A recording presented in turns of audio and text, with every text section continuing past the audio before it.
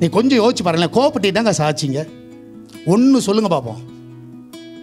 சான்ஸே கிடையாது. ரிலேஷன்ஷிப் தான் போயிருக்கும், உங்களோட ஐக்கியம் உடைச்சிருக்கும், உங்களுடைய பணம் போயிருக்கும், உங்களுடைய புகழ் போயிருக்கும், எல்லாமே போயிருக்கும். ஆனால் அதே இது நீங்கள் அந்த ரிலேஷன்ஷிப்பை மெயின்டைன் பண்ணி பாருங்களேன். ஆண்டவர் தான் சொல்கிறார், ஏப்பா எதுக்குப்பா போய் கோவப்பட்டுட்டு இருக்கிற, எதுக்குப்பா எரிச்சிட்டு இருக்கிற, யாவரோட சமாதானமாக இருந்துரு. அல்லேலூயா. நீ எங்கே வந்துடலாம், எங்கே போயிடலாம், பரலோகத்துக்கு போயிடலாம். அல்லேலூயா.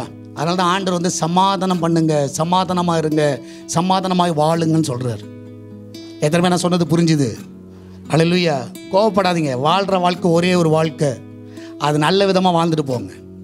அல்லேலூயா. எப்போவுமே நல்ல விதமாக வாழ்ந்து சமாதானமாக வாழ்ந்து, நீங்கள் உண்மையாக சொல்கிறேன், நீங்கள் மரிக்கும் பொழுது வந்து சொல்லணும், இந்த மாதிரி ஒரு மனுஷன் இல்லைப்பா அப்படின்ற மாதிரி உங்கள் குடும்பத்தை முதல்ல சாட்சி சொல்லணும்.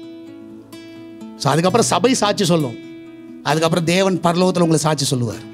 அல்லேலூயா. எத்தனை பேர் செய்வீர்கள்? அல்லேலூயா.